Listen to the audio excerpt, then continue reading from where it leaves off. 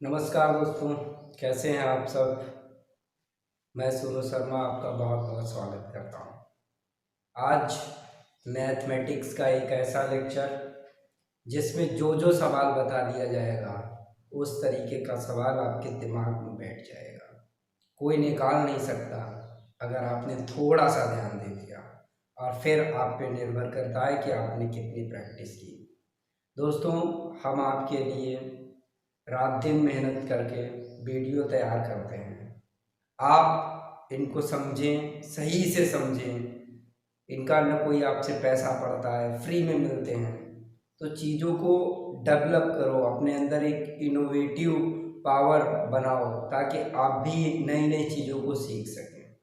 तो आज के इस मैथमेटिक्स के लेक्चर में आपको बहुत सिंपल सिंपल चीज़ें बताएंगे जो कि मैथमेटिक्स का बेस बनाती हैं। और फिर जैसे लेक्चर आगे बढ़ेगा, ये जो बेस है मजबूत होता चला जाएगा आपका, और हमारा जो लेवल है वो बढ़ता चला जाएगा। फिर आप लो लेवल से एक बार हाई लेवल तक के क्वेश्चंस आपको बताएंगे और उनके तरीके बताएंगे, कॉन्सेप्ट बताएंगे कि कैसे हल करते हैं। तो आज का लेक्चर शुरू करते हैं। आज के लेक्चर में पहले आपको ये बता देते हैं कि मैथमेटिक्स में चीज़ों को जोड़ते कैसे हैं, जोड़ने का प्रोसेस क्या होता है। जोड़ने का प्रोसेस होता है, आप याद रखेंगे कि जोड़ना जो होता है मैथमेटिक्स में, ये एक बहुत बड़ी कला है। और मैथमेटिक्स में चूंकि बहुत इजी प्रोसेस होती है, बच्चे बहुत कठिन समझते हैं तो इसलिए लगा नहीं पाते। देखिए, मैथमेटिक्स में जोड़ने का बहुत अच्छा नियम है। क्या कि अगर मान लो दो संख्याएं प्लस की हैं, दो संख्याएं प्लस की हैं, तो यहां पर कितना हो जाएगा 55। जैसे 5 और प्लस 50 55 हो गया। लेकिन अगर कभी ऐसा लिख के आ जाता है 5 माइनस 50, तो बच्चे गड़बड़ करके लिख देते हैं 45 घटा के। अब यहां पर आप एक चीज देखिए ध्यान से कि यहाँ पे क्या था, 50 ये प्लस का था, ये 5, इसके आगे कोई चिन्ह नहीं, और जिस संख्या के आगे कोई भी चिन्ह नहीं होता है वो संख्या प्लस की होती है।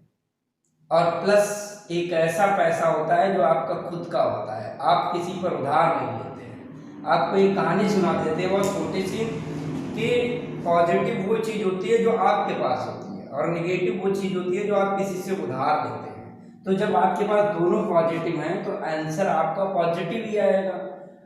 यानी आपके दिमाग में अगर पॉजिटिव पॉजिटिव अच्छी बातें हैं तो उत्तर अच्छा ही मिलेगा। लेकिन अगर एक प्लस है और एक माइनस है तो आपको ये देखना है कि हमारा पॉजिटिव ज़्यादा है या नेगेटिव ज़्यादा है। अब आप ये देखें कि इस डिजिट के आगे कौन सा चिन्ह लगा हुआ है, माइनस, और इस डिजिट के आगे कौन सा चिन्ह लगा हुआ है, प्लस। तो घटाएंगे तो कितना मिलेगा, 45 ही, लेकिन चिन्ह काया का मिलेगा माइनस। क्यों? क्योंकि ये बड़ी संख्या है और बड़ी संख्या के आगे का ही चिन्ह लिया जाता है। ध्यान रखेंगे, दिमाग में बिठा लीजिए। जैसे अगर लिखा हो -100 और -540, तो ये भी निगेटिव और ये भी निगेटिव, दोनों ही निगेटिव। और अगर मान लो कि आपने किसी से 5 रुपए लिए उधार और फिर से 5 रुपए ले लिए, तो आपके पास तो 10 रुपए हो गए, लेकिन है तो कर्ज ही। तो वैसे यहाँ लिया -100 -540 हो तो गया 640, लेकिन है तो कर्ज, तो माइनस का चिन्ह रहेगा। यहां से एक कॉन्सेप्ट आपके दिमाग में जाना चाहिए कि प्लस और प्लस तो प्लस ही होता है, लेकिन प्लस और माइनस क्या होगा, माइनस होगा, लेकिन चिन्ह बड़ी संख्या के आगे का लगाएंगे, जो भी बड़ी संख्या हो। ऐसे ही माइनस और माइनस तो प्लस हो जाएगा, लेकिन यहाँ पे माइनस ही रहेगा। तो लोचा सिर्फ यहाँ वाली प्रोसेस में होता है, वो भी लोचा होगा नहीं। आप सिर्फ इतना याद रखें कि बड़ी संख्या के आगे कौन सा चिन्ह लगा हुआ है, या कौन सा चिन्ह हमें यहाँ पर देख लेंगे कि बड़ी संख्या के आगे जैसे यहाँ पे लगा था माइनस, पे माइनस का उत्तर है। तो ये जोड़ने का तरीका है जिसको आप अपने आप सीख लो, ध्यान से समझ लो। अब आगे चलते हैं। जोड़ने के आगे के तरीके में आपको बताते हैं कि पक्षांतर कैसे करते हैं। बहुत बच्चे कंफ्यूज हो जाते हैं, पक्षांतर नहीं कर पाते।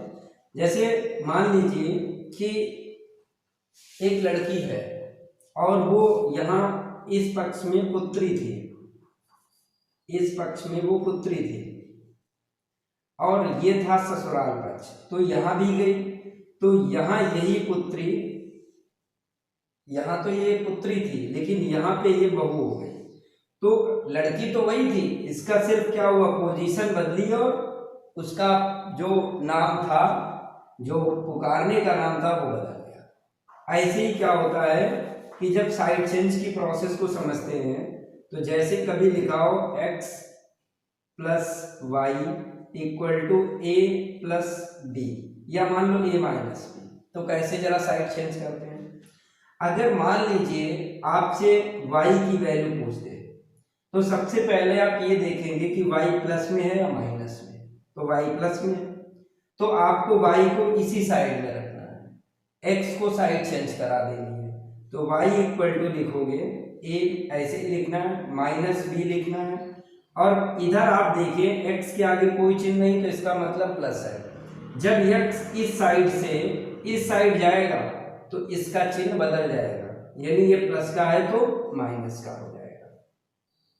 तो ये आपके दिमाग में फीड हो जाना चाहिए। ऐसा ही क्वेश्चन लेते हैं, जैसे मान लीजिए यहाँ पे लगा है क्वेश्चन मार्क और यहाँ हमने लिख दिया 540 प्लस 20 इक्वल टू 650 और कह दिए x की वैल्यू क्या होगी, तो आप निकाल सकते हो। पहले आप ये देखो कि जो क्वेश्चन मार्क लगा हुआ है इसके आगे चिन्ह कौन सा है, इसके आगे चिन्ह प्लस लगा हुआ है, तो जब प्लस लगा हुआ है तो कुछ करना ही नहीं, इसको इसी पक्ष में रखना है, इन दोनों को उस पक्ष में ले जाना है। तो क्या करेंगे, x लिख लेंगे यहाँ पे और बराबर लगाएंगे, यहाँ लिख लेंगे 650 और इन दोनों को उधर ले जाएंगे, तो ये भी प्लस का है, माइनस का हो गया, और ये भी प्लस का है, ये भी उधर जाएगा तो माइनस का हो गया। अब x की वैल्यू कितनी आएगी, 650 माइनस, ये माइनस माइनस बताया था मैंने, प्लस हो जाता है लेकिन चिन्ह माइनस का, तो यहाँ हो जाएगा 560। अब घटाएंगे तो कितना बचेगा, 0, यहाँ 15, 15 में से 6 गया 9, यहाँ बचा 5, तो यहाँ मतलब 0 ही बचेगा, तो 90 आंसर आ गया। 90 प्लस का क्यों लिखा, क्योंकि बड़ी संख्या ये है और इसके आगे प्लस है। तो आपको ये कॉन्सेप्ट समझ में आ गया होगा, उम्मीद करते हैं। इसके आगे के कॉन्सेप्ट की बात करते हैं। जोड़ने के आगे नियम में यही घटाने में भी काम आएगा नियम, आप ये जो नियम यहाँ जोड़ने में काम आए हैं यही नियम घटाने में भी काम आएंगे।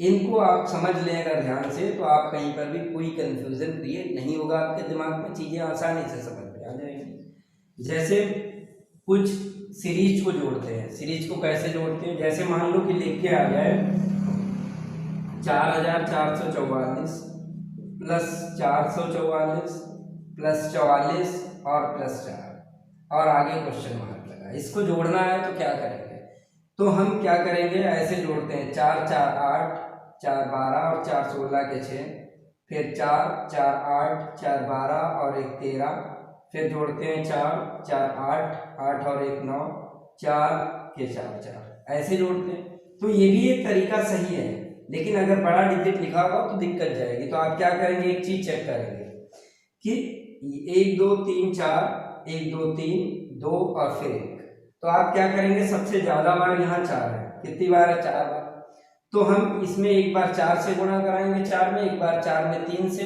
और एक बार 4 में 2 से, और एक में 4 बार 1 से गुणा कराएंगे, यानी 1 4 लिख लिया, 4 में एक बार हम 4 से गुणा कराएंगे, 4 में एक बार हम 3 से गुणा करा दें, और 4 में 2 बार गुणा करा दें, और 4 में 1 से गुणा करा दें, तो आपको आंसर मिल जाएगा।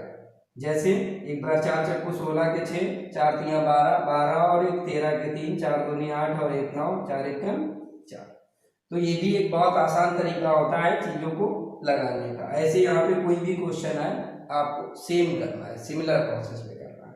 ये वाला मैं एक बार फिर से बता देता हूँ, आप ये देखेंगे सबसे ज़्यादा बार डिजिट कौन सा है, कहाँ पे है, तो ये 4 बार है, तो 4 में एक बार 4 से गुणा, फिर 4 से कम 3 से गुणा 4 में ही, फिर 4 में 2 से गुणा, फिर 4 में 1 से गुणा, तो ये आ जाएगा। और अगर नहीं समझ में आता है तो आप जोड़ सकते हैं इन सबको, जैसे 4 फिर 4 8 4 12 4 16 के 6, ऐसे जोड़ लो तब भी लगा सकते हो। ओके, अब हम कुछ क्वेश्चंस, अभी एक और कॉन्सेप्ट आपको बता देते हैं। एक कॉन्सेप्ट आप ये समझ लीजिए कि जैसे इस फॉर्म में कभी क्वेश्चन आ जाए, जैसे ए सही x upon y plus b सही m upon n plus c सही g अपॉन k, इस फॉर्म में अगर क्वेश्चन आए तो क्या करें? तो आप ये जो चीज़ें लिखी होती हैं, ये यहाँ पे जो आपको दिख रहा है, इसको आप अलग ब्रैकेट में लिख लो ऐसे, a प्लस बी प्लस सी, ये जोड़ दो, इनटू लगाओ यहाँ पे, ऐसे करो, इसको लिख लो x upon y plus m upon n plus g upon k। इन दोनों को आप सॉल्व कर देंगे, आंसर आ जाएगा।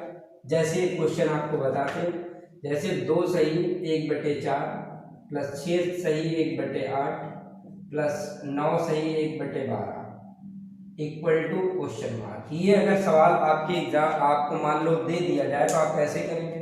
तो आप सेम प्रोसेस लगाएंगे। क्या करेंगे? जैसे हमने इनको जोड़ा था वैसे हम इनको जोड़ेंगे।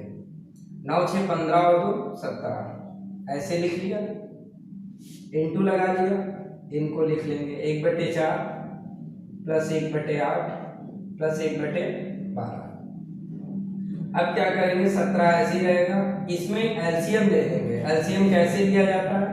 एलसीएम निकालने का तरीका ये होता है, पहले आप 12 लिख लेंगे, 8 लिख लेंगे, 4 लिख लेंगे। सबसे लोवेस्ट टर्म 2, 2 छंग 12, 2 चक्कू 8 और 2 दूना 4, फिर 2 से 2 तियां 6, 2 दूना 4, 2 1 कम 2, फिर 2 से 3 ऐसे ही रहेगा, 1 आ जाएगा, फिर 1, फिर 3 से करेंगे। जब यहाँ 1 1 आ जाए तो अब इसका मल्टीप्लाई करा दो, 2 दूना 4 दूनी 8, 2 दूना 4 और 4 दूनी 8 और 8 तियां 24, इसका एलसीएम मिल जाएगा 24।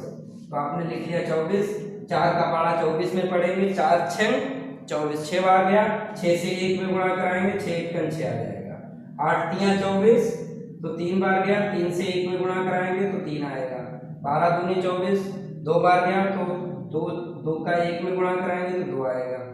अब क्या करेंगे? 17 लिख लिया, इनको जोड़ लेंगे, 6 3 9 और 2 11/24। तो इसका आंसर आ गया 17 से 11/24। याद रखें, कभी कभी ये संख्या ज्यादा आ जाती है, ये कम तो भाग कर देंगे। ओके।